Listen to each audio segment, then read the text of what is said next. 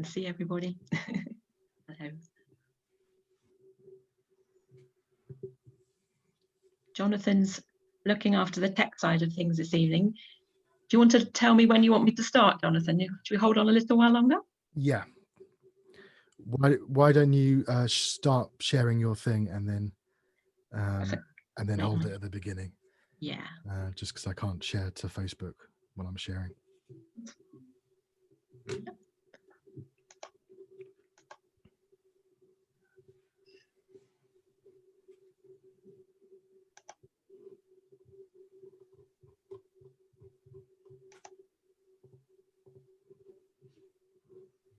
Can people see that as their main screen? Monica's nodding her head, thank you. Okay, I'll hold on a little while longer.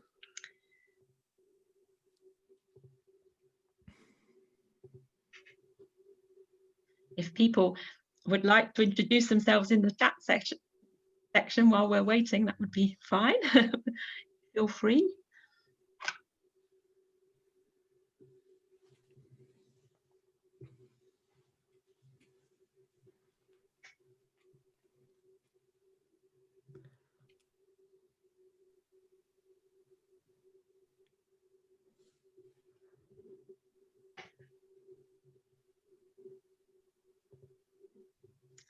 So, I make a start, Jonathan? What do you think? Yeah, go for it. Go for it. Wow, thank you. A very, very warm welcome to our latest Conscience webinar. And just to say at the very beginning, to let you know that we're recording live at the moment on Facebook, and we'll be posting the video of the webinar on other social media later. My name's Karen Robinson, and I'm the campaign worker for Conscience, Taxes for Peace, Not War. And our webinar today is Conscientious Objection during the First World War. For those of you who've not come across Conscience before, we campaign for a change in the law so that individuals can opt for the military part of their taxes to go to peaceful purposes instead. And you may know, I'm sure we'll be talking about that this evening, the right to conscientiously object to serving in the military was achieved in the UK in 1916. There's no physical conscription in the UK today. However, we are each forced to pay for the military through our taxes. And that's what Conscience is campaigning, for individuals to have the right to conscientiously object to this modern day financial conscription. And the webinar today is part of a series of Conscience webinars called Voices of Conscientious Objection. And we're really grateful for a grant that we've received for the series from Funding for Social Change. This is a programme for this evening. So our first guest speaker, Professor Lois Bibbings, will be speaking first and giving us an overview of conscientious objection during the First World War, and that's nationwide. And do feel free to type in questions for Lois while she's speaking. Just type them in the chat section. And Jonathan, the office coordinator, who's also our tech person this evening, will be facilitating the questions for Lois after her first talk. And she'll then be going on to talk about conscientious objection in Bristol during the First World War and people's stories in that time. And again, we've got time for questions and comments afterwards. And then David Milner is going to speak on his research on conscientious objection in Dorset during the First World War. And there'll be time for questions and further time at the end for any questions for David or Lois. And I'll come back at the end.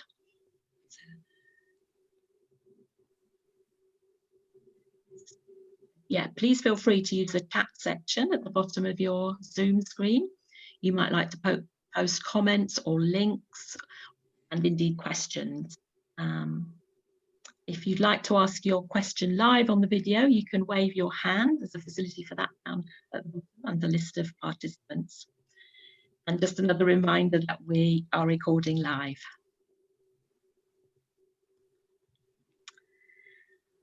We're so happy to have Professor Lois Bibbings with us this evening as our first guest speaker. Lois is the Professor of Law, Gender and History at the University of Bristol. And I first met Lois on my first day working at Conscience. It was a phenomenal first day. I was invited to attend a festival she was organising in Bristol called Commemoration, Conflict and Conscience. The festival was part of a project Lois was organised from the university, marking the 100-year anniversary of conscientious objectors being released from prison. And they're telling lesser known or hidden stories of the First World War, such as women's peace activism, the treatment of war veterans, and the experience of conscientious objectors. Here's a picture. Lois was speaking at the event that Conscience organised at the festival. So a warm welcome to Lois. Thank you so much for joining us. And our second guest speaker is David Milner, who I was delighted to meet because he was a long-time member of the Executive Committee of Conscience. I'm learning about Conscience through him. And he did his own research on conscientious objection in Dorset during the First World War. So really looking forward to hearing about that. Thank you. So over to Lois. Thank you so much for joining us. Thank you. Let me just share my slide. I think now I've stopped sharing, it'll be easier for you to share. I'll mute myself. Okay, can we all see those? Yeah, has that worked? Brilliant. So I'm Lois Bibbings, and as Karen said, I'm Professor of Law, Gender and History at the University of Bristol.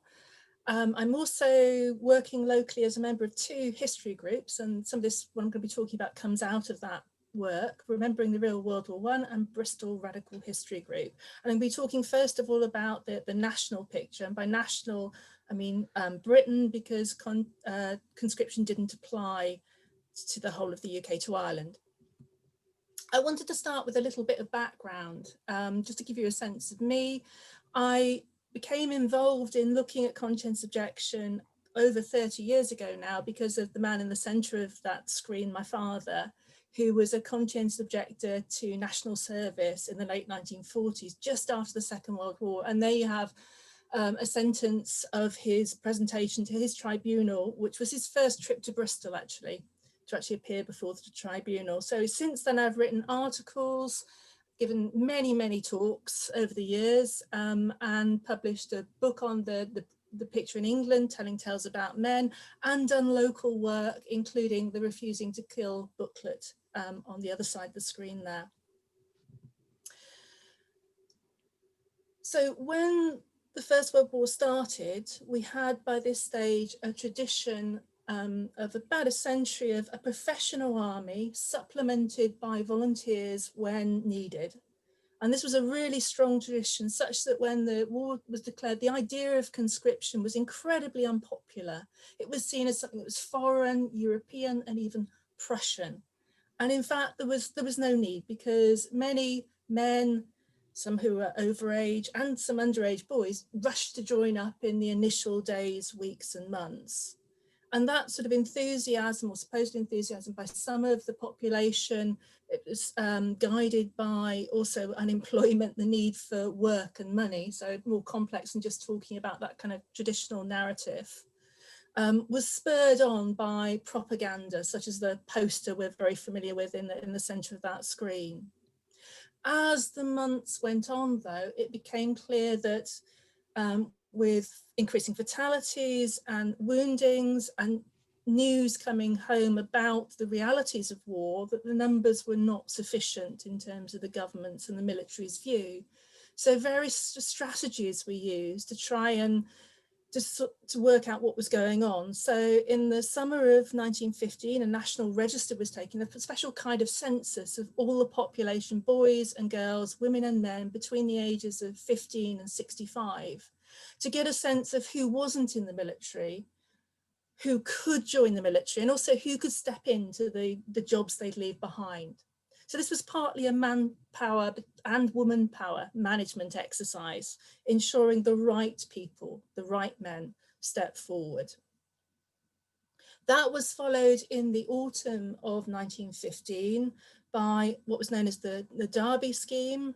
This was a kind of incentive scheme which allowed men to attest their willingness to serve if needed. So it wasn't a joining up, it was a sort of halfway house where men would be paid a small sum for doing so in terms of a reward.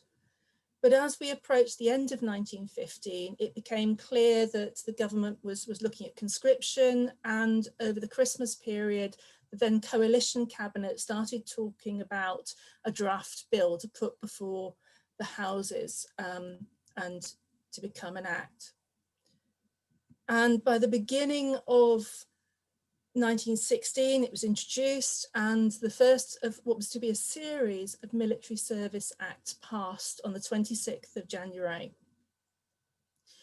The act applied, as you can see there from a very brief snapshot of it, to men who were ordinary resident in Great Britain. A conscription never applied to Ireland, who had attained the age of 18 but were not yet 41 and were either unmarried or a widower without a dependent child.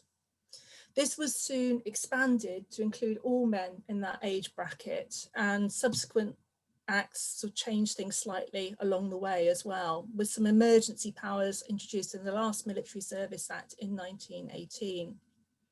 But there you have the basic formula. But as I started by saying, Britain at this time had a tradition of voluntarism, and it's very much tied up with the national identity. And there was still some resistance to the whole idea of any kind of military compulsion, which meant that the Act included the kind of exceptions and exemptions you might expect: ministers of religion, for those who were not fit to serve actively, and for those who were judged to be best able to work towards the war effort on the home front. But part of a compromise to get the bill that became the Military Service Act through was a conscience clause, a clause that allowed for men to apply to a tribunal for exemption from the terms of the Act on the grounds of conscientious objection to competent service. So quite an extraordinary idea, the sense that you have a universal measure which allows an exception of something that can't be proved. So the idea would be a man would apply for exemption to a tribunal system and would ask for a certificate of exemption to be granted, which could be partial, meaning he was in the military but in a non-combatant role, in the non-combatant corps, or possibly in the Royal Army Medical Corps.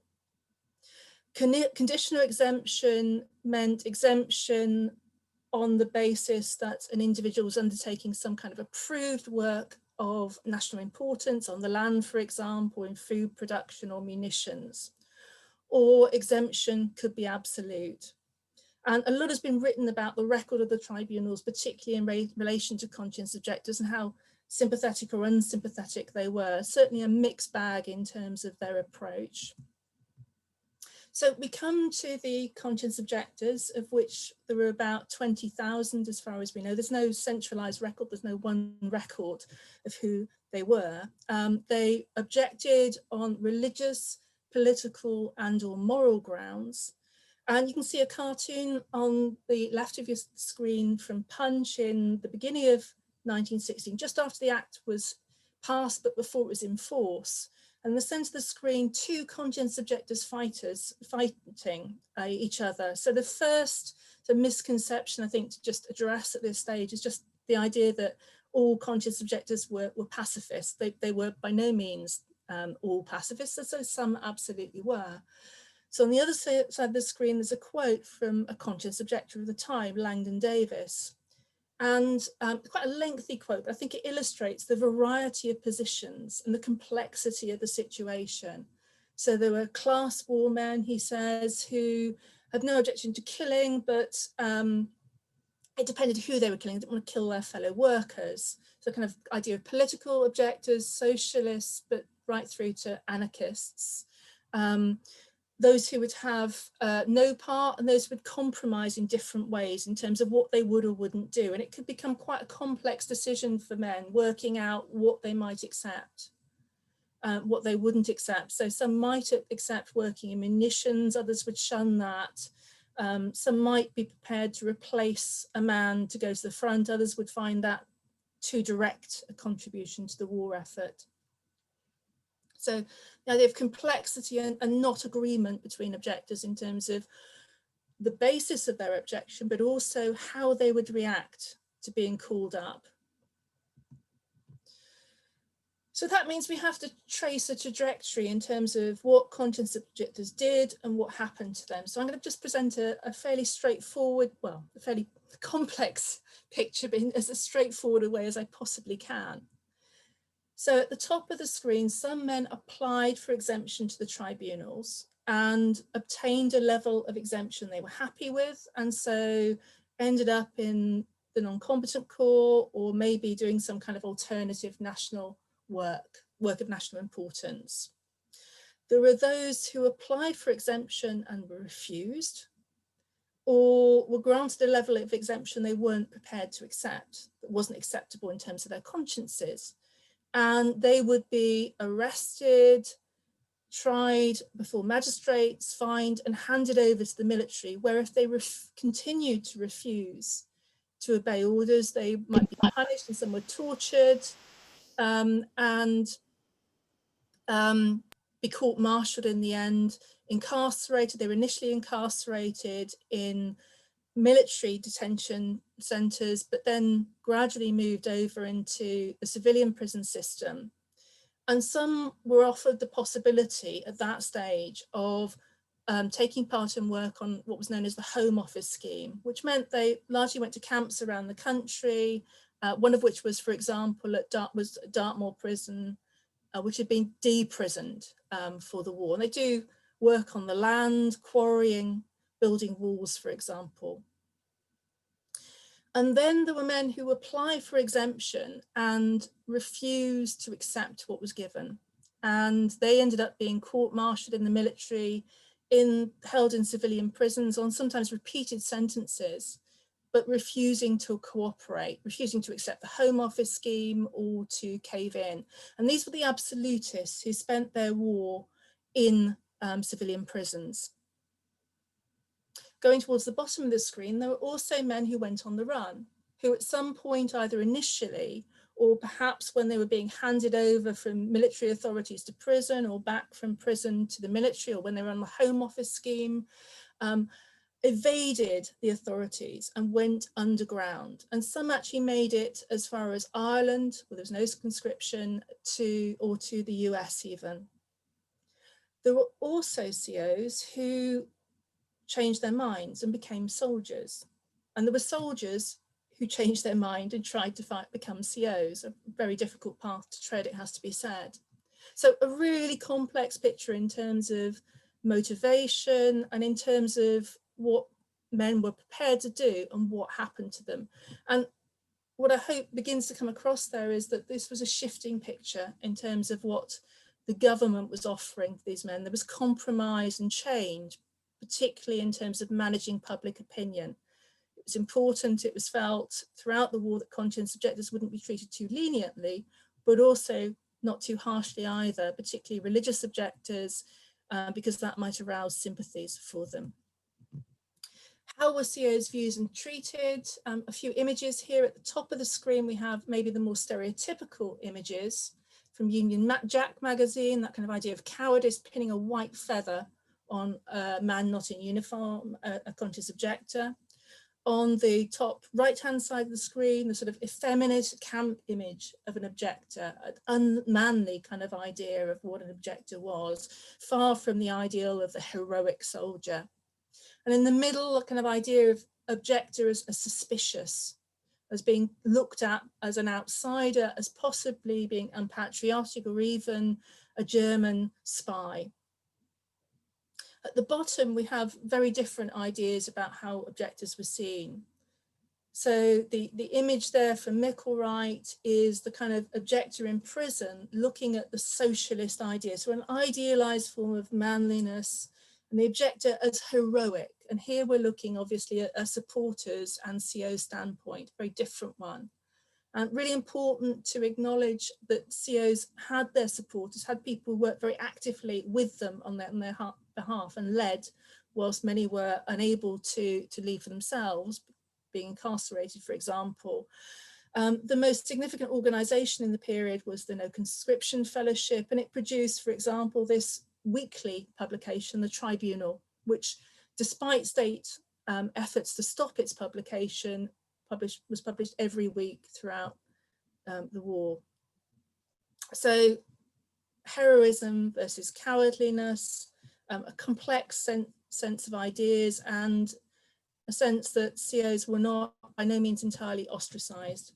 Very briefly, final slide, because I'm going to pick up this on in the second part of my talk, focusing on Bristol with more concrete examples.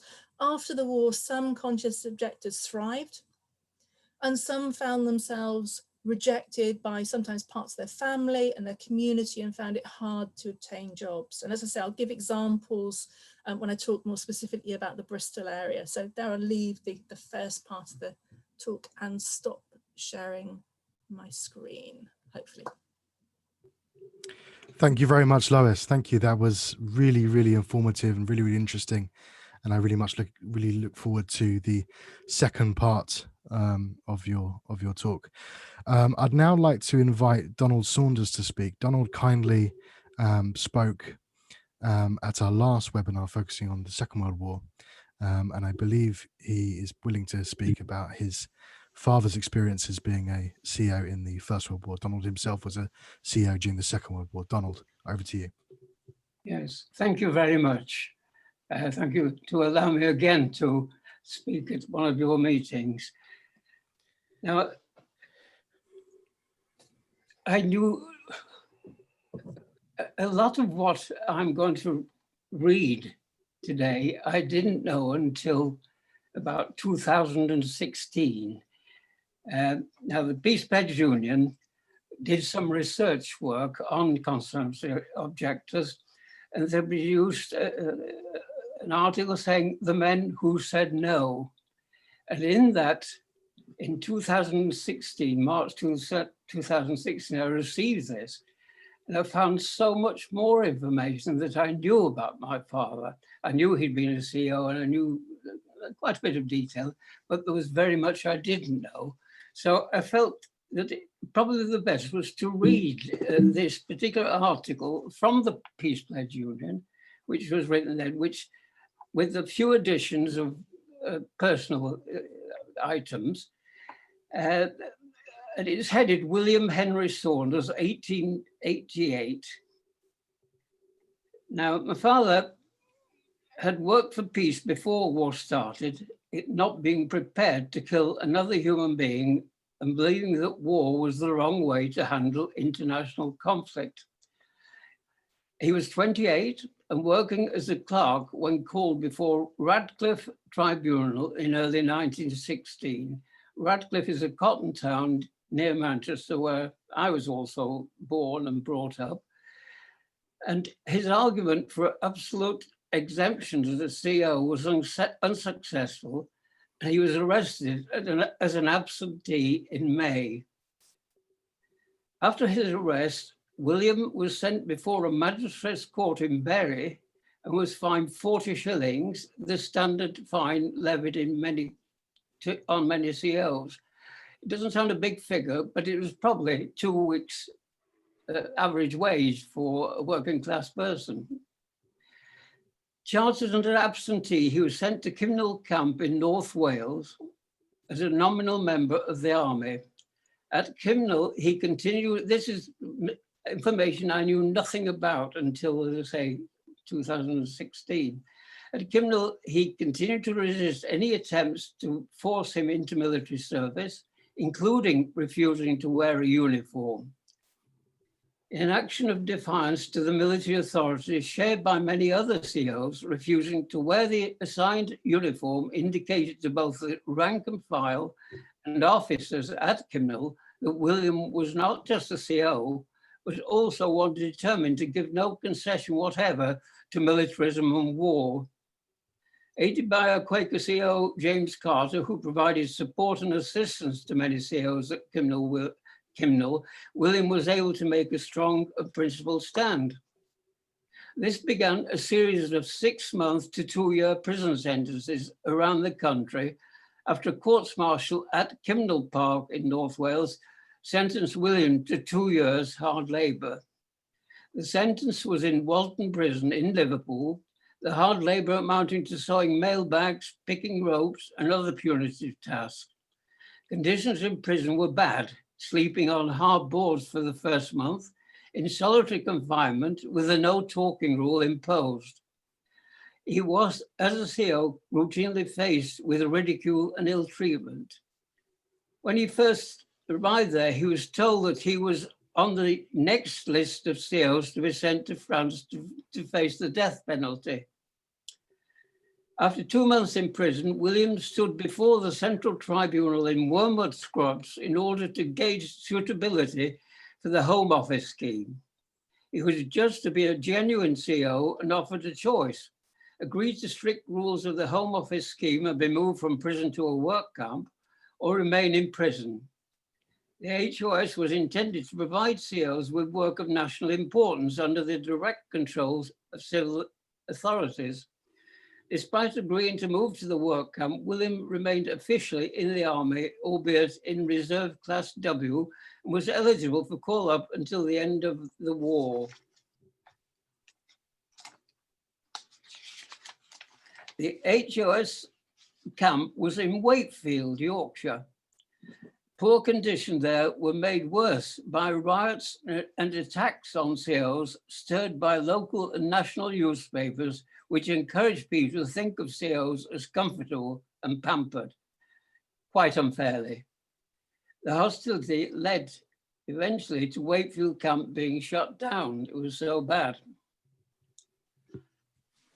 So because his work he thought was for military use, in fact, he knew it was for military use, he became unsatisfied with the HOS and transferred back to the poor conditions in prison, refusing to lend his labor in supporting the war effort in any way. This showed the strength of William's convictions and the courage needed to support them, as he chose to return to the harsh confines of prison rather than betray his pacifist ideals. It wasn't until some months after the war finished that he was released from prison to return to civilian life with job prospects difficult due to his stand.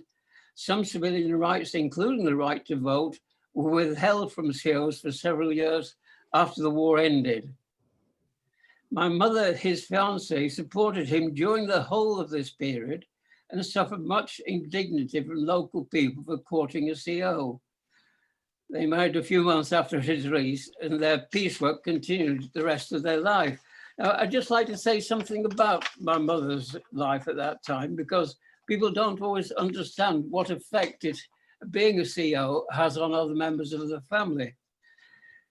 Now, as I said, my mother supported him in prison throughout the whole period, visiting whenever it was allowed, which was rarely. To supplement his poor income before the war, he had taken on an insurance book, which involved daily collection of the pennies poor people were paying for health insurance, because of course there was no NHS or social service at the time of any degree. So that he would not lose this work whilst in prison, my mother, his fiancée, took over the collections, going from house to house. Because they knew her boyfriend was a CO, she suffered much indignity from them, insulted, given white feathers, and even spat on frequently. But she continued until her William was released. She married him as soon as possible after the war and initially faced a poverty-stricken life because he was refused employment because of his stand.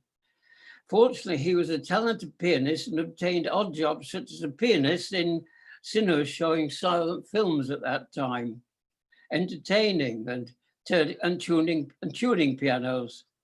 And pianos were very popular after the war. After several years, they owned a musical instrument shop, improved their prosperity, and had 2 children. They continued peace work and brought up 2 boys who became COs in World War II, influenced by their parents' strong Quaker principles. They never altered their strong views to the end of their lives, always speaking the words of peace.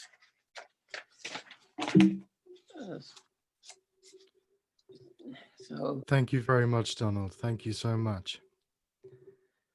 I'm now going to open up for questions that you might have for Lois, and or indeed Donald.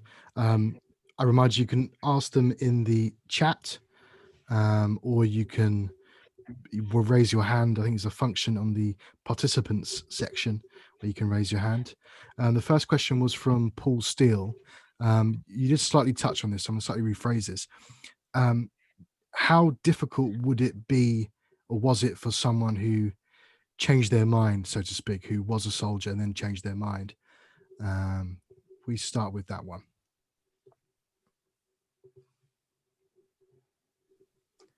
We know about rare instances of soldiers who changed their minds, who were successful. So probably the most famous is Max Plowman, who was an officer who joined up reluctantly at Christmas 1914 and very much changed his mind and agonized over it and managed to get out. But he was an officer, so he could resign his commission potentially.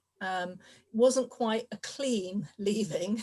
And when he left, he became, as a man of military age, he became interesting to his local tribunal.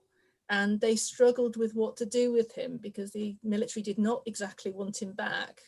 So there's a messiness here. So easier possibly for an officer to do this. We might broaden this out and sort of say that actually soldiers who change their minds might have tried a range of strategies. And we might see this as a broader picture of war resistance. We know that there was a massive amount of absenteeism during the war, of desertion, of men not reporting back. So it may be that some of that is conscientious objection. It's really hard to actually pinpoint it, particularly if you're not talking about an officer who is very forthright about what's going on. So it's a murky picture, and I should really come back to the numbers again and say identifying COs is not easy. There is no central record, and there are men who are hidden who might actually be objectors. So there might be men who were at home in essential industries who were protected by what they did and didn't sort of step forward. So we have a murky picture here, and I'll talk a little bit about the numbers in the second half of the talk. So I don't really want to come back to that. So it's a really not only a complex picture, but also not a clear one. Robin Brooks asks, how many were granted absolute exemption by the tribunals? Someone always asks me a numbers question I don't have immediately in front of me. Very few is the answer. I know we have Cyril Pearce here, and I feel very bad for sort of saying that. He might come in maybe with a figure. He's much better at the numbers than I am. I do words, that do numbers, but very few. Most were granted some kind of, doing something, unsurprisingly. The idea of being conditionally or partially exempted. In fact, initially it was very unclear as to whether absolute exemption was a possibility at all in terms of the way the act was phrased. It was confirmed it was for objectors, but tribunals were very reluctant to actually do that, to actually grant that to objectors. And of course, we don't have full figures entirely anyway. So again, a bit of a murky picture there. So I guess generalizing and sort of saying it's very, very rare for absolute exemption to be granted to an objector. And Anne Kramer, who spoke at our last webinar on the Second World War, wants to ask how much you know about Jewish COs, and she's encountered more than she'd expected, and she'd like to know more. Not something I've specifically looked at. I'm obviously aware of that there are. I mean, maybe she would like to share more if she has more information. But yes, there were Jewish. So we have another way of obviously talking about objectors is looking at the the different motivations. So Christianity was just, and non-conformist Christianity particularly, very significant. Quakers we might think of most obviously, but also a whole raft of Jehovah's Witnesses, Bible Christians, Brethren. But yes, absolutely, there were others as well. Lesser known stories, really important ones. This is very much still a hidden history, I should say. It's being discovered more and more. And we have some people who've done some of that work with us here this evening, which is lovely. So I might defer to other people to add things there. Okay, if there are any more questions? I can see that Anne looks like she's tired. She said thank you. If there are no more questions, I will let you carry on, Lois.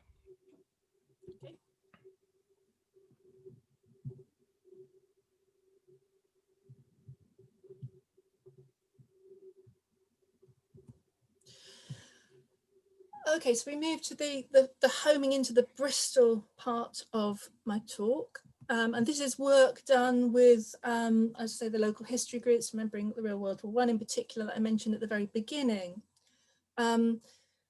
So the local work, the real focused on CO started with an exhibition, Refusing to Kill, which toured various locations in Bristol. And one of the things we were interested in is the numbers of COs in the Bristol area and in Bristol more particularly.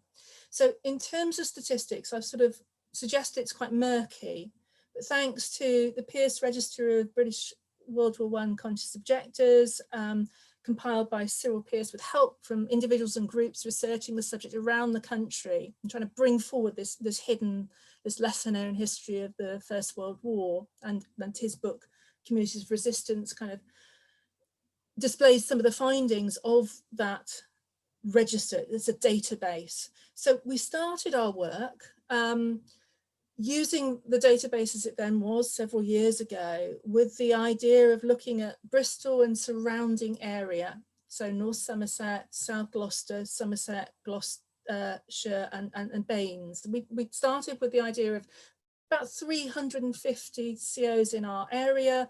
As time went on, the database grew and it became 580 in that widely drawn Bristol area.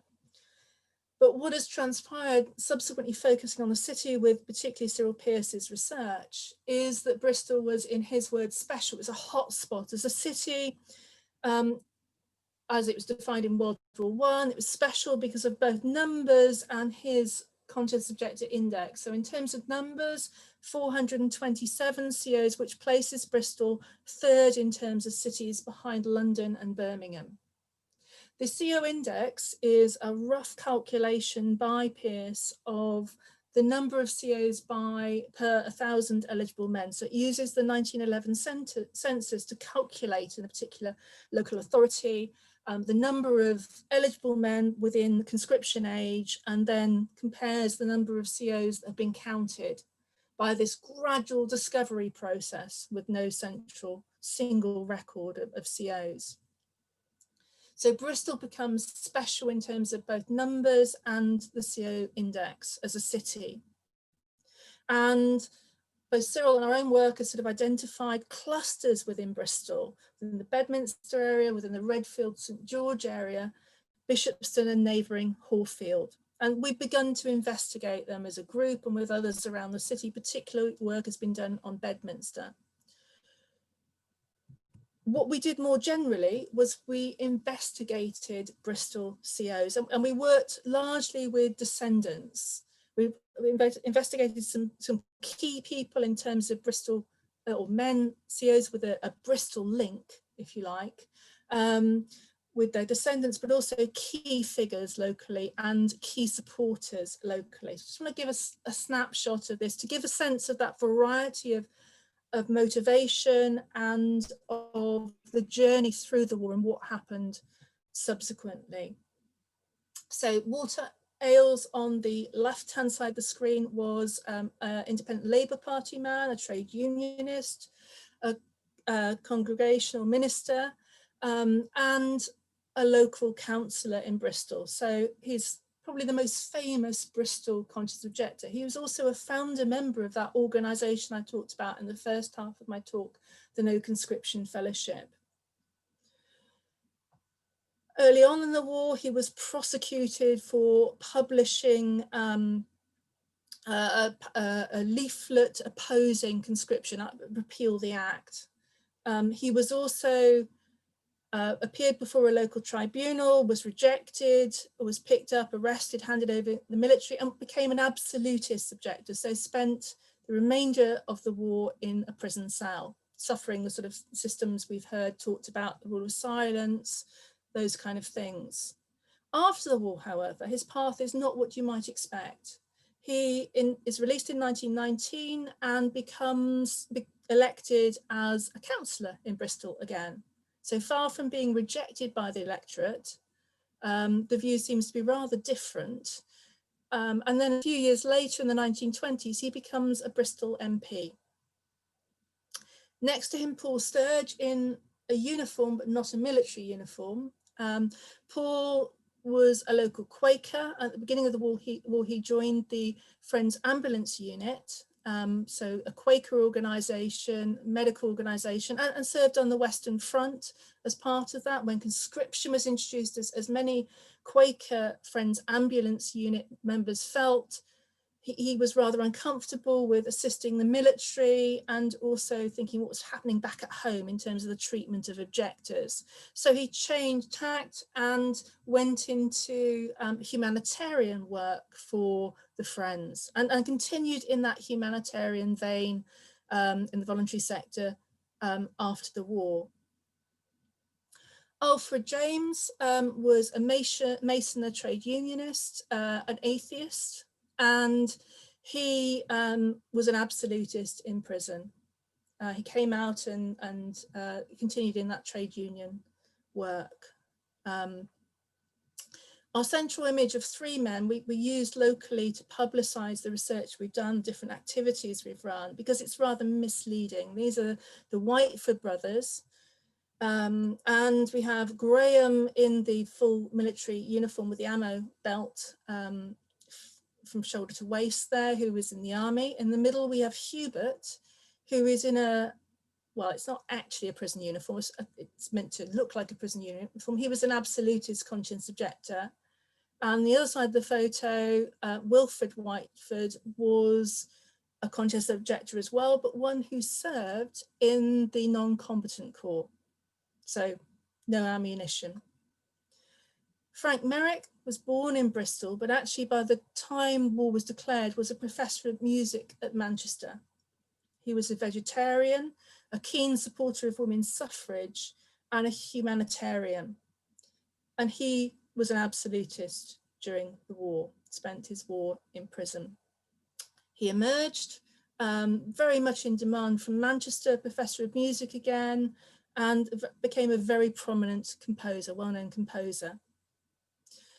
Eric Crompton was working on a farm when he was handed over to the military and placed in the non-combatant corps, which he rejected. He refused orders, was court-martialed, imprisoned, but accepted the Home Office scheme. So the photo you see there is him at Dartmoor, where he was working in the Home Office scheme camp there in the deprisoned Princetown. And then on the far end of the screen, Guildford Wooland was a boot maker from Kingswood. And he also ended up in prison, refusing to cooperate, but then on the Home Office scheme on Dartmoor, and went back to bootmaking afterwards. Eric Crompton struggled to find a job after the war. So we have a mixed picture in terms of how these men fared, but also their choices. And I could talk more we could talk more about the wider effect on some of their families. We worked with descendants. We have that sense of the ripple effect down the generations, and a lot of pride in these men, but also degree of suffering for some of them. I wanted to talk a little bit about support within the city and strategy and resistance. They're very much an active movement. So we have a photo here of Mabel Tothill, who was a Quaker, had been a suffragist before the war. So had a plenty of experience of organising. And she ran a joint committee which brought together different organisations supporting conscientious objectors in the city. So the Conscription Fellowship, for example, Quakers, Independent Labour Party and other organisations. And locally, there was a lot of activity in terms of different publications. So here you've got some of those examples. What every Bristol man should know there in the middle, repeal the Act, I've referred to already, and the idea of what was happening at Hallfield Barracks, how COs were being treated when handed over to the military. So we have this very active organisation which was monitoring COs, checking where they were, checking their movements around the country, who was being court-martialed, which camps they were at, if they were at military camps, which prisons they were being held at, and sharing information with families.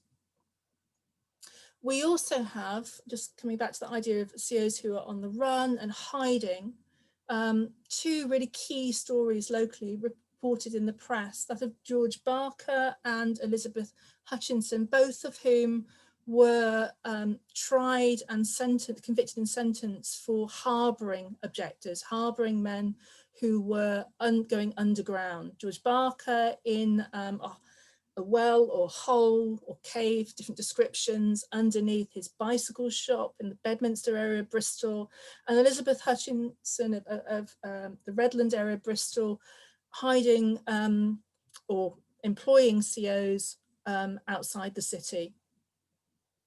So networks of support within Bristol. So I just wanted to finish this Bristol section of my talk by referring you to some of the other sort of work we've done. We've got materials for schools, the pamphlet I've already referred you to, the image of which, front cover of which is on the left-hand side of your screen, range of other pamphlets and a forthcoming book. And we've also got a little bit of work locally on Second World War conscientious objectors. And there, I think I'll conclude, having given that brief local picture. Thank you, Lois, for sharing your valuable insights about conscientious objection during the First World War in Bristol. We would now like to hear from our participants. If you have any relevant questions for Lois, you could either raise your hand and Jonathan will unmute you, or alternatively, you could use the chat function below. And please type your question and I'll read it on your behalf. And we would appreciate to introduce yourself before you ask your question. So, any questions?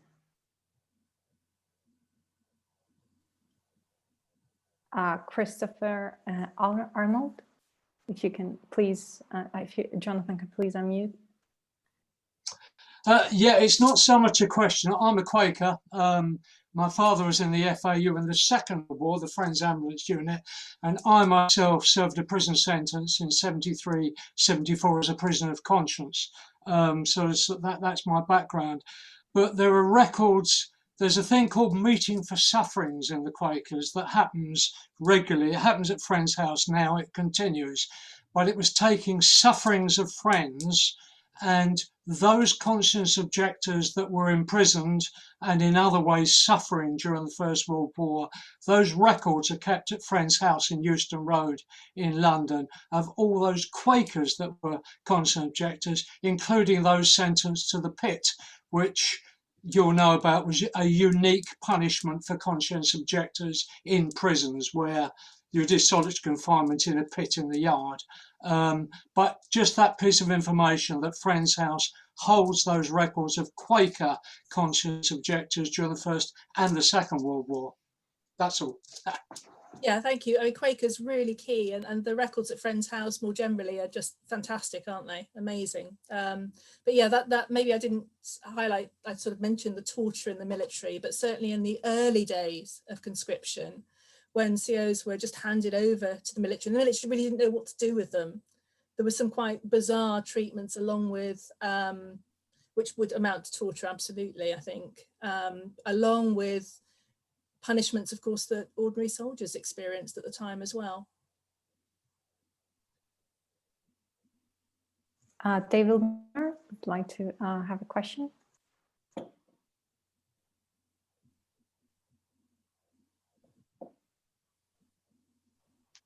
Yes, I was just going to quickly comment on the change from military confinement in military barracks. That happened in May 1916, which is very shortly after conscription, and it followed a lot of disquiet in the House of Commons when a number of MPs found out about the way COs were being treated in military barracks. For example, a 19-year-old was held in a pit full of human excrement for 3 days. That was one of the worst examples. And a number of MPs raised it in the Commons and brought a lot of pressure to bear. And it was in May that the minister decreed that COs would no longer be held by the military, they would go into civilian prisons. Thank you, David. Any more questions? Monica. Thank you. Most interesting. I have a question regarding the legislation. Was there any discussion when the bill was introduced about how conscientious objectors should be treated? It seems to me that they made an exception for conscientious objectors, but they didn't tie that into anything about how on earth they should be treated. And it seems somewhat extraordinary to me that, you know, they were claiming their rights as conscientious objectors and yet they were being treated terribly. Thank you, Monica. Yeah, I mean, the legislation was really quickly cobbled together and the conscience provision was added by way of compromise, and its wording shifted. It was very swiftly done. And it wasn't clearly thought through. There was, I think, an assumption on some people's parts that, though not all people, because there was recognition of complexity here as well from the outset, from some people, that it would just work, a tribunal system would work. And of course, that's not entirely what happened. So we get a messiness, and a tribunal system which was set up previously to deal with other issues and saw itself as part of the recruiting machine to a degree at least. So the problems were not entirely anticipated, and what you get then, as I began to suggest there, and as David sort of suggested, is a series of changes, of shifts in policy, and new things happening to COs, you know, being transferred from the military because they're being harshly treated, and because there's also a genuine concern about that, but also a feeling that that might arouse sympathy for COs and challenge the legitimacy of conscription and maybe even the war effort more generally. And a shift to allow, you know, imprisoned COs to actually do some kind of war work in the Home Office scheme because of the prison system, and the sort of sense that, again, knowing that particularly devoutly religious, obedient men were being held in prison under harsh conditions might arouse sympathies. So you get this continual kind of readjustment, which shows that, you know, there wasn't clear planning here or anticipation of what would happen, and of just how determined men would be. Great, thank you. I believe Sarah would like to ask a question. So if you would. Yeah. Hello. I wanted to pick up on the Friends Service Unit. Just to mention that they weren't a cushy number. They often operated at the war front as stretcher carriers and medical teams. But out of them came some very interesting developments after the war. This is the Second World War. a lot of people who were not Quakers joined, and therefore, in the sense, they served those conscientious objectors a very good way out. Anyhow, it was the family service units that were developed by a number of people who'd been in the Friends Ambulance Unit. Family service units were quite unique at the time, and they went on for about 30 years in different parts, in inner city areas, working with families who were hard to reach. So it was just looking at being a conscientious objector could bring a very interesting outcome. My father chose to go and work on the land as his alternative because he failed his first tribunal. He then had a bad accident which made him unsuitable for manual work. So he chose to go and teach, and a clue what he was doing, teaching pitmans to some teenage girls. But he did it all right, I suppose, and that made him think he would like to be a teacher for the rest of his life. So all sorts of different outcomes from the existence of conscientious objectors and the way they've been treated. I think some of them suffered quite appalling stress and trauma from which they possibly never recovered, really. Thank you. Thank you, Sarah. I believe Anne Kramer would like to ask a question. Not much. First of all, I just wanted to say to Lois that I think I really found that information about Bristol COs absolutely fascinating. I think it is so valuable to come in and do a microcosm study like that. I thought it was absolutely fascinating. So thank you very much for that. But I just wanted to pick up on the two women that you mentioned also, and I suppose ask how much work you've done around, I think the support networks are very, very, very interesting. And that is, I know from my researches and writing that as the leadership and in fact virtually the entire body of the NCF arrived in prison, it was women who kept the tribunal going.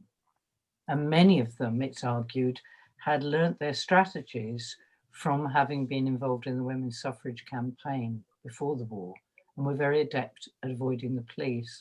And I wondered, Lois, if you'd done much work in that area, as well as the amazing other work you've done. It's not all my work, I have to say. So all right. Absolutely. And nationally, a lot of this hidden history work on COs, particularly in war resistant, has been a team effort. I think that's really important to highlight, and there's so much more to be done. So on that last slide, which I will put some of the links in the chat when I've finished talking and I can relax and concentrate on that. But so we've done studies of the city, but we're beginning to home in now on sort of micro studies of histories of particular areas. So one has already been done, Bedminster. So that's the Steps Against War booklet, which will also be a chapter in the forthcoming book from Breviary Press on that last slide. And that hones in far more and looks at the streets. So it's a street by street look, which means you pick up on the women much more.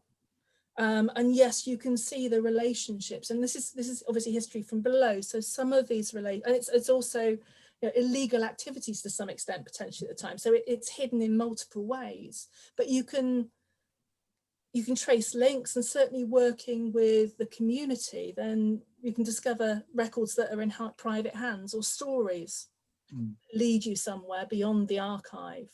So yes, we know about other women, Annie Chapel and other, but so we're beginning to do that, but you need to go in even closer, I think, to be able to do that. So I've had very little time to sort of go into the depth of that, but thanks for highlighting that. I would really encourage other people to think about doing their own areas and using, Cyril's database, Cyril's book particularly, and other models around the country. There are other groups who've done work as well locally. Lot to be learned. Thank you. Thank you. Any more questions? Great. Monica has another question, I think.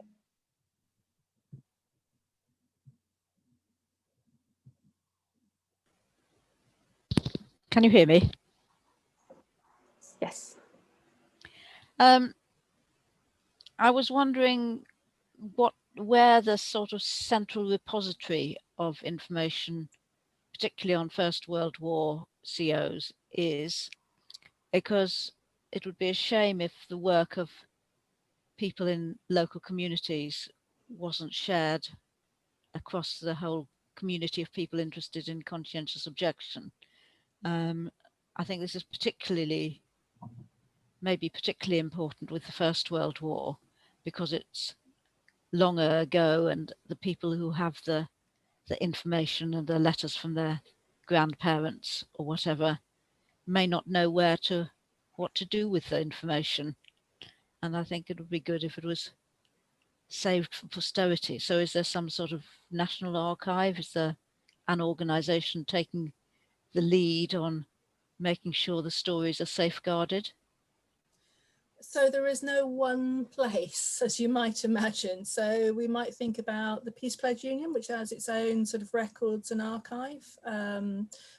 A Friend's House has already been mentioned as having a lot of material. Local archive, and there are other specific collections in different libraries, in universities, for example. So there's a scattering, and as you might imagine, there's local archives as well. There's reference libraries. So there's no one place, and that is obviously an issue, and always the one record.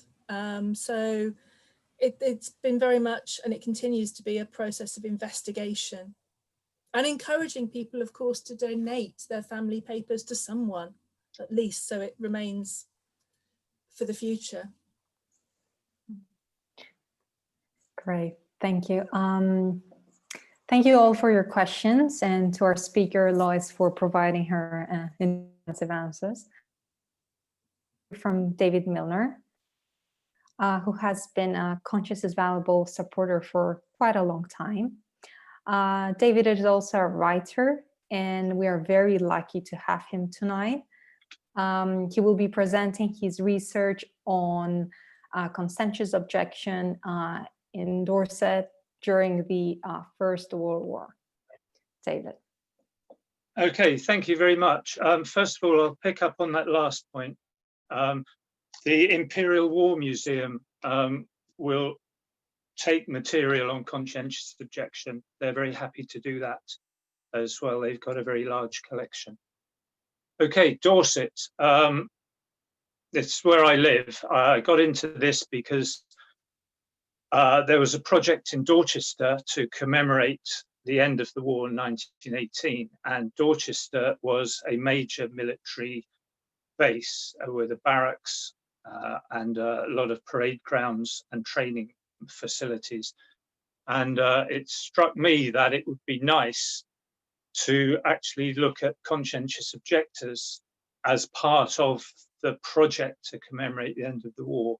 So I got involved in a group that was doing that, and I only found one CO from Dorchester. So I then widened out the research. So conscientious objectors in World War I, it was freedom of thought,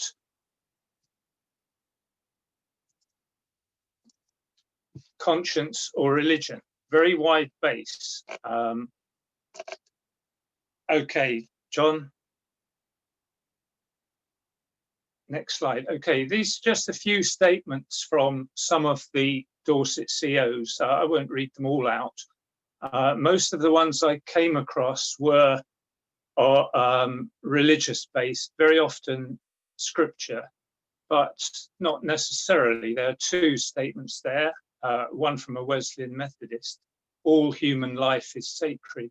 And J. Watts said, I cannot take part in the destruction of human life.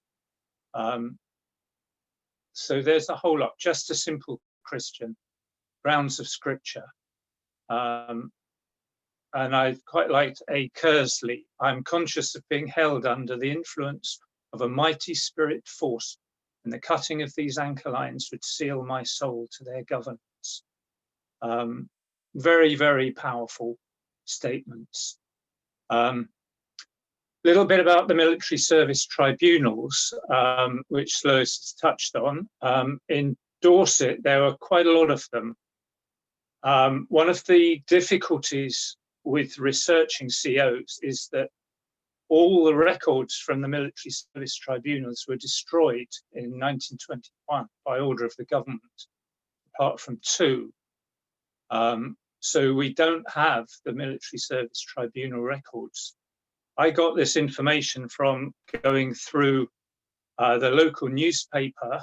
I went through every single edition, and they reported on the military service tribunals, but they didn't report on every single one. So on the tribunals, there were generally businessmen and landowners. This is in Dorset, with a few politicians and councillors, plus a military representative who would put the army case. In Dorset, there was 1 tribunal per town, plus a number in the rural districts, but I don't know exactly how many, because the records have gone. I couldn't find them. There was also, if you wanted to appeal, there was an appeal procedure, and you appealed to the Dorset County Appeals Tribunals. They held, they seemed to meet nearly every week, or sometimes twice a week, or sometimes fortnightly. When people were not granted exemption, they were generally sent to Weymouth to be signed up.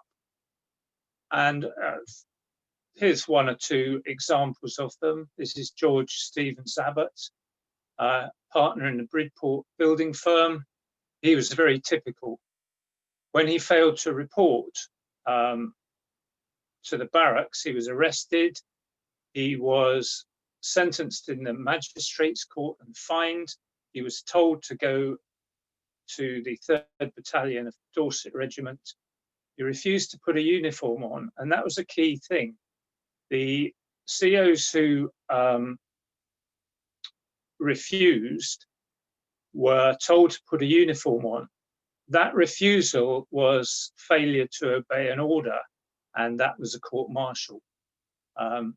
So he was court-martialed. He got a year's sentence, but he did accept work on the Home Office scheme when that came in.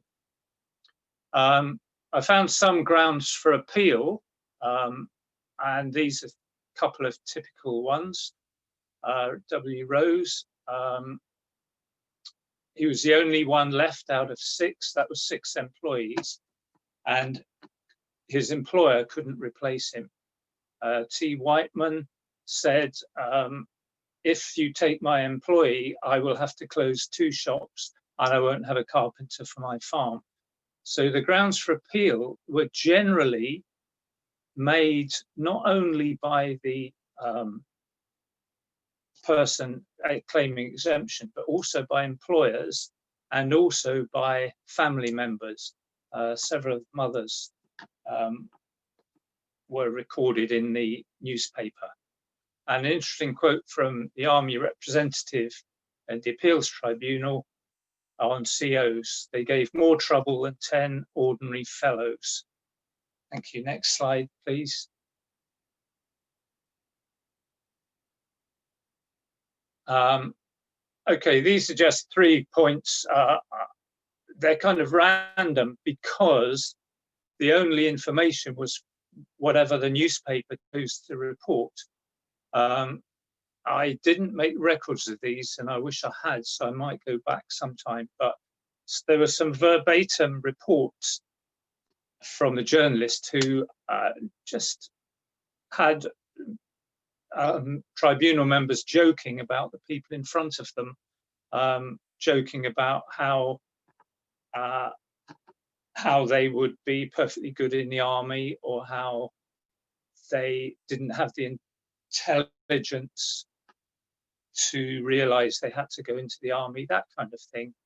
However, there was in Dorset, there was a kind of recognition that these people were genuine, and even the new MP in 1917 supported those with a genuine conviction.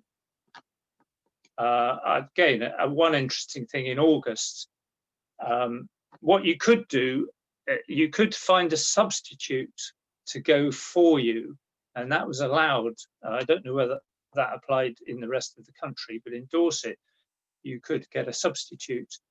But in 2017, you couldn't do that if it was people employed in agriculture. So they then started taking married men. This is the ongoing change in regulations. The whole of Cranbourne, which is a small town in the east of Dorset, resigned because it was useless to meet. They would be unable to get people to sign up. Okay, next slide. These are a few numbers. They're changing all the time, but it gives a kind of picture. 800,000 people. These are very broad, global, general figures. Cyril may have more up-to-date ones. About 800,000 people claimed exemption once they were called up. About 20,000 of those 800,000 were claiming exemption on conscientious objection grounds. About 20,000 agreed to work of national importance. So, sorry, about 18 to 19,000. So the absolutist was a very tiny percentage, I think, of the total COs. Now we come on to Dorset. I could find 65 conscientious objectors from Dorset. Most of them were early on in 1916. And going back to an earlier question, of those 65, only 2 were granted absolute exemption. All the rest were sent to the military. The kind of people there were, I found 14 religious associations, and there's some of them. The kind of occupations listed in the paper, most people who were claiming exemption were on conscientious grounds, were semi-skilled or skilled, and they're typical occupations: foreman, schoolmaster, shop manager. One person of high status was the Dorchester CO. He was a surveyor of taxes, which the modern equivalent is a tax inspector. He was a Christadelphian. I'll come on to Christadelphians in this slide now. Thank you. John? Okay, Christadelphians is very interesting. They serve only the Lord Jesus Christ and would not engage in the politics of the world. And they're a church organization. Right when the war started, as soon as it started, they petitioned against conscription, before conscription came in, 2 years before. And before conscription came in, the War Office had already accepted their register of church members and told tribunals to grant total exemption for Christadelphians on the list of church members. So they had all agreed to take work of national importance. And it's interesting, they're the only group that had this status of automatic exemption from military service. Although the London Standard did refer to Quakers as well. Again, this is one of the views. The CO is nearly always a pious fraud and a contemptible humbug, but not Quakers or Christadelphians. Very interesting that because they'd spent 2 years working with the War Office, they got that exemption. Okay, next slide. Again, this is just picking up on the things Lois mentioned. There were standard sentences a year, which was generally commuted to 112 days. We've touched on that before. Now I want to come on to Dorchester Prison. Dorchester Prison became a holding prison for men from Weston, which was the barracks at Weymouth, just down the road. I found the problem is the registers from the prison have been lost or destroyed. So it's very difficult to get information. I did find 93 names of people held in the prison, 60 of which were sent up from Weymouth.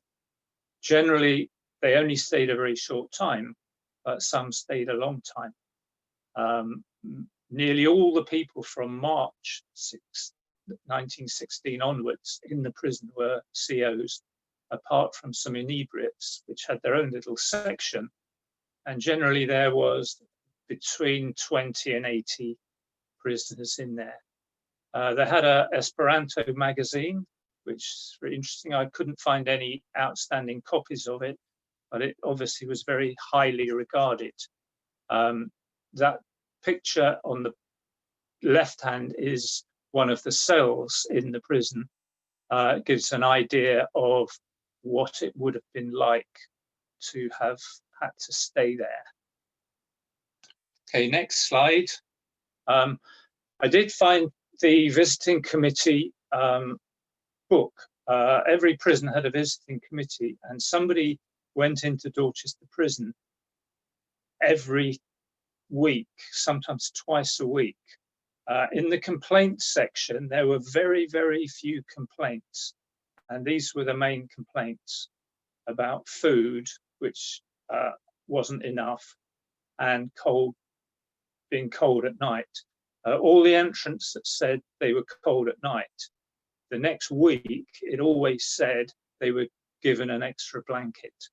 The impression I got from the visitors' book, visiting committee book, was that conditions in Dorchester were pretty good, and there was no examples of bad treatment. I'll come on to that now. Wilfred Littleboy was held in the prison for over 2 years. He's one of the more well-known COs, and these are some of his comments. There's an hour-and-a-half interview with him that's available from the Imperial War Museum and Peace Pledge Union. And this year, his letters from prison have just been published. So unlike some of the bad treatments we read about, there's no evidence for that in Dorchester. Prisoners were allowed to talk together. They could obtain books, and in his letters, he lists it's hundreds of books he'd read, all sorts of books, socialist books, religious books, history books, economics books, all sorts. Visiting chaplain came. Quakers from Bournemouth came every week for a meeting for worship.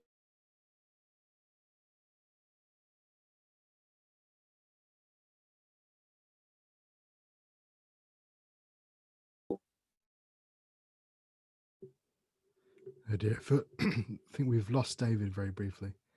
Hopefully he will come back.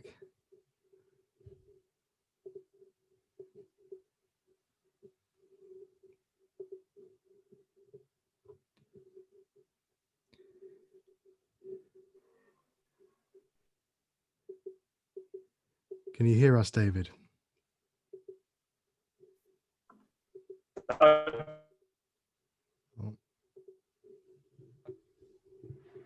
Picked out 3 national figures, all trails we've already heard about. He was in Dorchester for a while. Yes.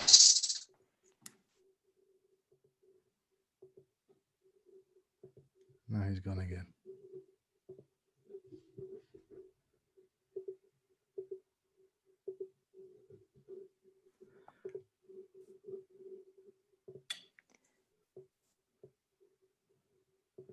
Sorry about this, everybody.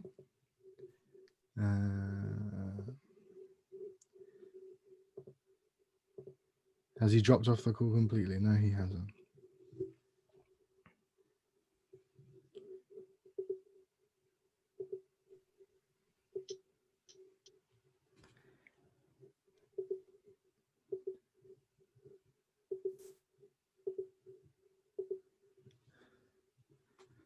Hopefully.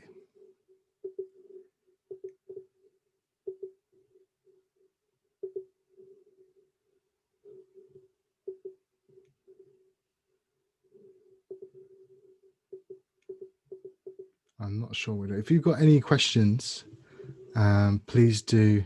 Karen wants to speak. Let me unmute Karen.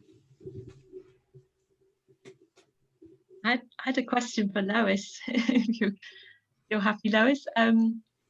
You mentioned when you were talking to descendants of COs, the stories that you told us, you mentioned that sometimes there were ripples down the generations. I wondered whether you could say a little bit more about that. I was thinking, well, Donald's story is an incredible ripple that Donald and his brother became COs in the Second World War. But I was wondering whether you could share a little your stories from that. Yeah, so a sense of pride in some instances, a sense of discovery for families who didn't know. But I think pride much more common in people we'd come across locally, and a real joy in sort of particularly seeing their stories represented and working with us. So some of the individuals actually wrote the text for the museum for us, or helped with the text and shared photographs and materials. So the Merrick family we work very closely with. Alfred James, we work with the family in just about all cases. I think we failed to trace anyone who was related to Mabel Tothill, but just about everyone else we researched. And yeah, the underground, the on the runs, we were less successful with so far, but who knows, this might bring other people forward. We're constantly looking. But yeah, we have this wonderful photo that maybe I should have shared of a lot of the descendants on the opening of the exhibition when it first appeared in the cathedral, sort of a group photo of descendants, which is, you know, a remarkable image and quite a unique image. And then we took photos, obviously, of them in front of their panels on their relative. But stories of suffering and pride. Certainly you can see the kind of the health consequences in some instances going down through a person's life, and the effect obviously on wives. So some of the stories we heard through research, but also just by talking for people, and we stewarded the exhibition particularly when it first was set up. We talked to people who tell stories about food packages being left on doorsteps anonymously to support CO's families, because, you know, there was a complete loss of income in some instances. And we know that Mabel locally organised for children to go on brief holidays, so to go to the seaside and things. So you can see a background here which is really important and maybe isn't so well recorded. Again, it's that kind of really hidden history of the women, the children, which actually you get more from family documents, letters. We use letters quite a lot to find out more about what was going on behind the scenes, but a lot of it remains hidden unless you talk to people who are children, as we've seen, but also grandchildren particularly, who knew the individual concerned. David is back. Yeah, so I've got two more slides, if that's all right. We lost you about halfway through this slide. Yes, that's fine. Well, I think I've basically finished with that one. Okay. So if you go on to the next one. There's two more quick ones.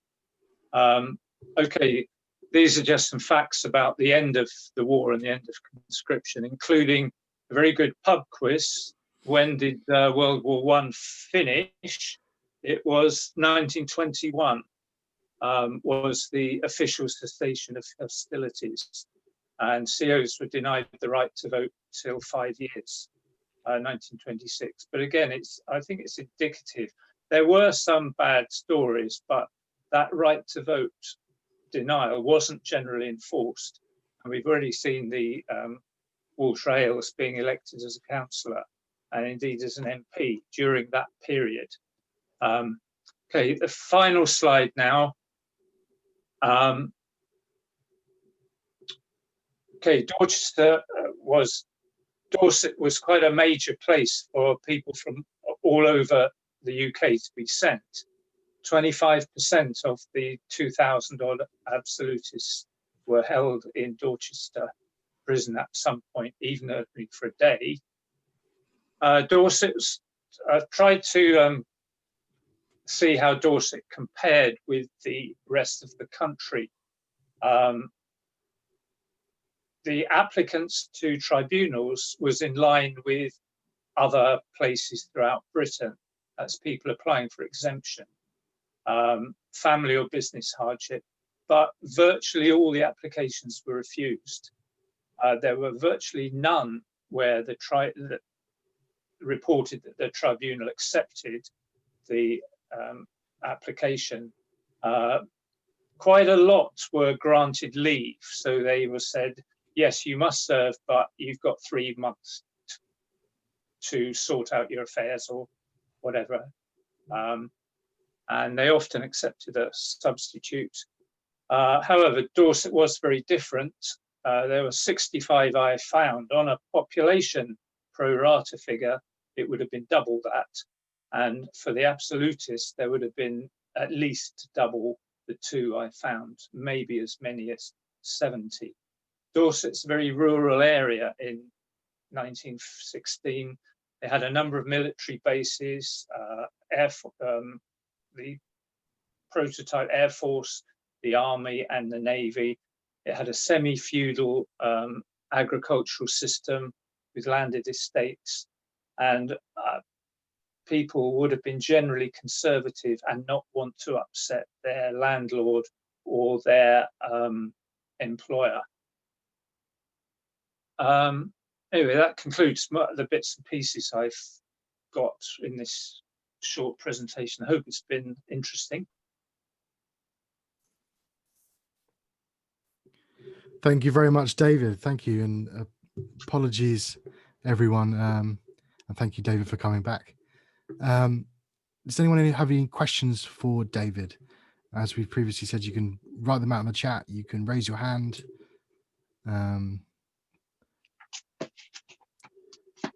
Jeremy Clark. Hi, I'm Jeremy. I've been working with Lois in Bristol on the research into CEOs in Bristol, and I'm lucky to have access to Cyril Pearce's register of the World War I CEOs. In January 2018, Harriet Still at the Shire Hall Museum in Dorchester asked me to send her a list of CEOs, which I extracted from Cyril's database at that stage, and I gave her a list of 100 names and addresses. So if David is up for some more work, I'm happy to send in that list. I've just been quickly looking at the list, and most of the names that he mentioned are on that list, but there's lots more. So if David thinks 65 is only 50% of what it ought to be, then he's got 100 names already, and it's possible that there are more now. If I do the extraction again, I may well got more, because I know Cyril has added more names. Oh, no, yeah. So David wants that list. If he or someone gives me his email address, I'll send it off to him. I'll put it on the chat now. Okay. Thank you very much. Thank you, Jeremy. I think Sarah Lazenby was next. No? Okay. We've had a couple of questions in the chat from Brian Larkin. The first one was, what was the exact date of the end of hostilities? And the second one was, when were the last CEOs released from imprisonment or alternate service? David. Okay. Sorry,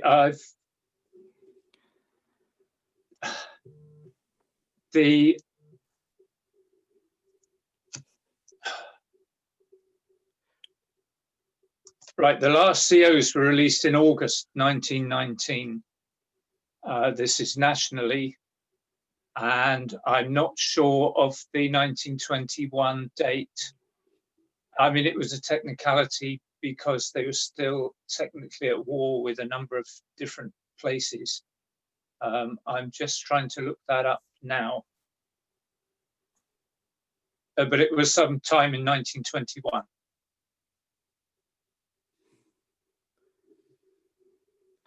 If there's some other questions, I can carry on looking it up. Got any more questions or contributions? Yes, no, no. Okay, I've got the date. It's August the 25th, 1921. Fantastic. Any last questions or contributions? Any questions for David, or if you've got more questions for Lois? Now is your moment. No? Oh, Christopher Arnold. I think Christopher. Yeah. It's not an advert at all, but an excellent book that I've got here, Objection Overruled by David Bolton, is an excellent book on conscientious objection in the First World War, and well worth reading. I've got no association with it at all except owning the book. Thank you, Christopher. Any last questions or contributions? No? Okay, well, Karen, I will hand back to you. Thanks, Jonathan. I'll just share just a few final slides.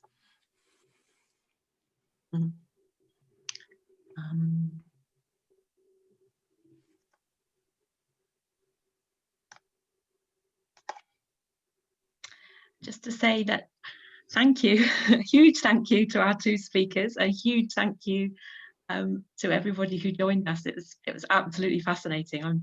I'm still thinking about so many different aspects of it. Thank you. And to say that our next webinar is going to be on present day conscientious objection to conscription, looking internationally. And you can find details of the webinars on our website. There's a page, Conscience Webinars. And if anybody hasn't signed up to our email list, you're very welcome to do so. And we'll send you details of the webinars as they come out. And yes, thank you again. Jonathan's going to leave Zoom on. If anyone wants to continue chatting informally, you're very welcome. And we look forward to seeing you next time. Thank you.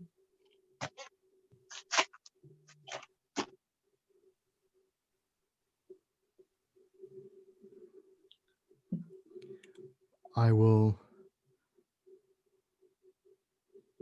unmute everybody. And you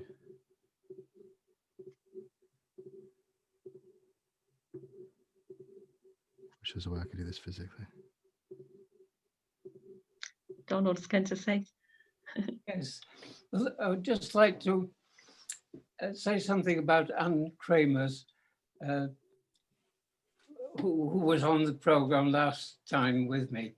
She very kindly presented a gift to me of her book on Conscientious Objection, World War II. And I have to say, it is an excellent book. She has also done one on Conscientious Objection, World War I.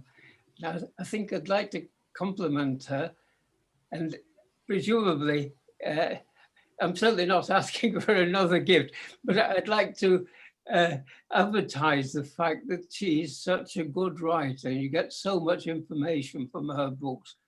So please look at them. It was really interesting. I thoroughly enjoyed it. So I hope you don't mind me putting that advert in for her. She hasn't asked me. It's just that I was so impressed with it. I thought people need to know about it, really. Thank you.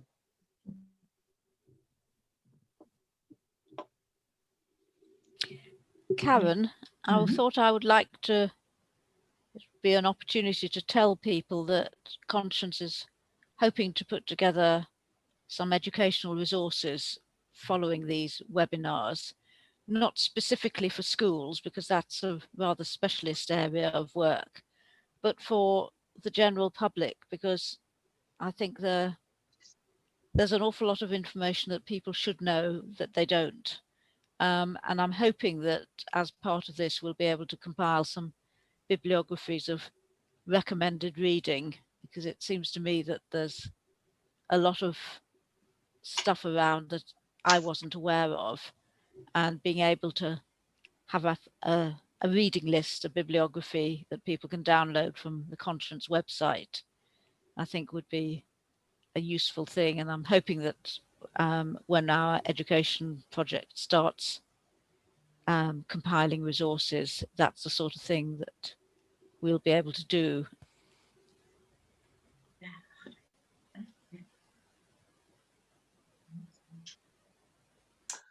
I've got to go now, but just before a comment, the Quakers did a white feather project. It went from 2016 through, and it was following in real time. It was an initiative to be used in schools, following in real time. I think it was 6 conscience objectors, sort of their letters and what was happening to them, so that could be used on a daily basis, informing children. Now, I don't know if that information is still on the Friends House website, but it certainly was at the time. But again, it was a really useful initiative.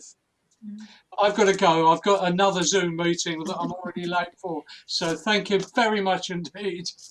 Thank you.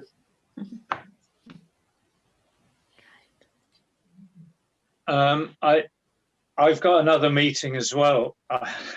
So if no one's got any other questions or points for me, I'm going to have to go. Good to see you, David.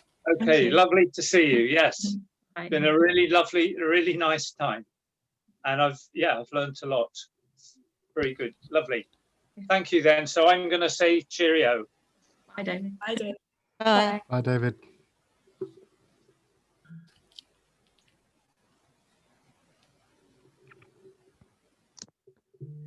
There is so much to learn. That's my main thought at the moment. So many resources and a wonderful sense from Lois and David of the styles of historical research and the different levels and the informal aspect of it as well, and the combinating.